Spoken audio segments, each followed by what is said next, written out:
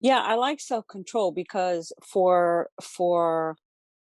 those who are in a chronic stress state, and I'm just going to speak for myself.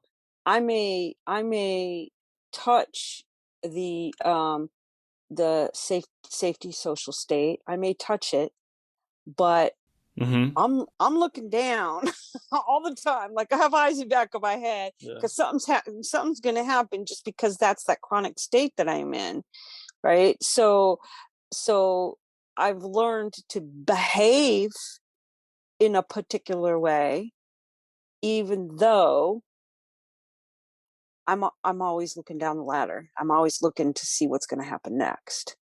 I think to me that's a whole new, other concept which connects, but that to me that speaks to when we do get to safety, like we truly do get to the top of our ladder. It might just be like a little glimpse or a glimmer. Deb Dana calls it a glimmer, like it's just a moment, but all of a sudden things might feel like different. And with the my clients, especially the students I work with, like they have those moments where they're connecting and smiling and all of a sudden making eye contact, but it feels weird. It just feels uncomfortable. It feels like vulnerability. It's vulnerability, but to them that's not experienced as this safe vulnerability. It's probably more experienced as like exposure or unsafe exposure, if that makes sense. What about contrived? What do you mean? Well, I mean, like you learn how to present a Right. certain way, right? Even though you may be feeling something else, you so it's not really the two aren't together, they're separate. You're forcing the appearance of safe and social. I got you. Yeah, you're it's not real. Like it's not truly a reflection of your safe and social state. It's an adaptation to maybe getting a need met for some people. I think other people who are in a truly dysregulated state can do whether you call it contrived or fake. I think they can use a pseudo safety state or a faux safety state in order to get their selfish needs met, to manipulate others. And that does not come from an empathetic safety state. That comes from probably more of a dysregulated, I would assume more of a fight state or a rageful, like freeze kind of thing. I don't, so I think that the way that we fake it, if we can just call it that, the way that we adapt and how we present ourselves can maybe lump it into two groups of like, I'm getting my needs met and I have to survive, or I'm getting my selfish wants met and I'm exploiting others. And I think those two people oftentimes find each other, unfortunately. Reese, you got a smile. What's going on? Is he describing my marriage? Like, but before that, if you had stopped like one sentence before that, I would have said, "Is he describing narcissism and codependency?" Yes. Yes, that's exactly it. Yep. I would Yeah. totally say that's it. Yeah. All right, I had three thoughts.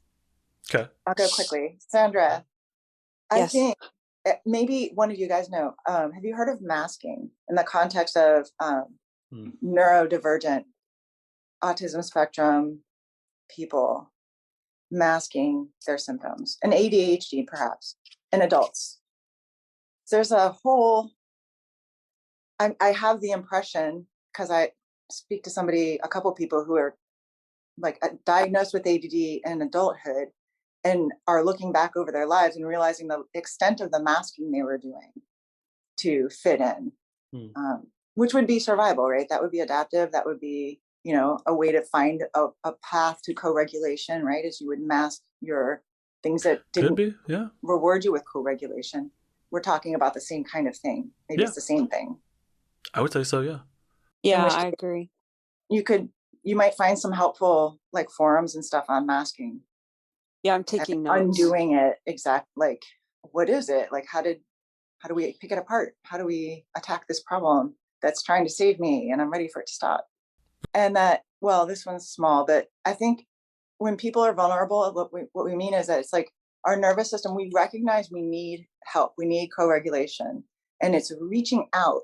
Hmm. And in the reaching out, now we've dropped our mask that we were just talking about. Mm-hmm. And so that's that vulnerable moment where we, in order to receive the co-regulation, we sort of have to like let the other nervous system know I'm ready for an attachment moment, and we could be shunned. And that's like Yeah.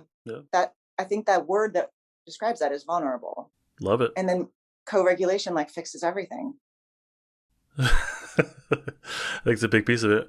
Reese, I'm going to have to start disinviting you because you're showing me up here with your brilliant answers. My goodness. That was great. I have like inviting her. Never. I have an obsessive interest in things. It's No, you laid it out beautifully. I love that. That's definitely podcast worthy right there. Yeah. Who has a cat? Oh, me. She's asking me to go down on the floor and pet her. Hey, thank you so much for watching all the way to the end. If you like what I'm doing here on YouTube, I think you'll like what I have on the website a lot more. It's justinlmft.com, and there is the podcast, the blog. There's a free book that I wrote that connects the polyvagal theory to trauma, and that's just sign up for my email list and you get the book for free. justinlmft.com. I think you'll like it a lot.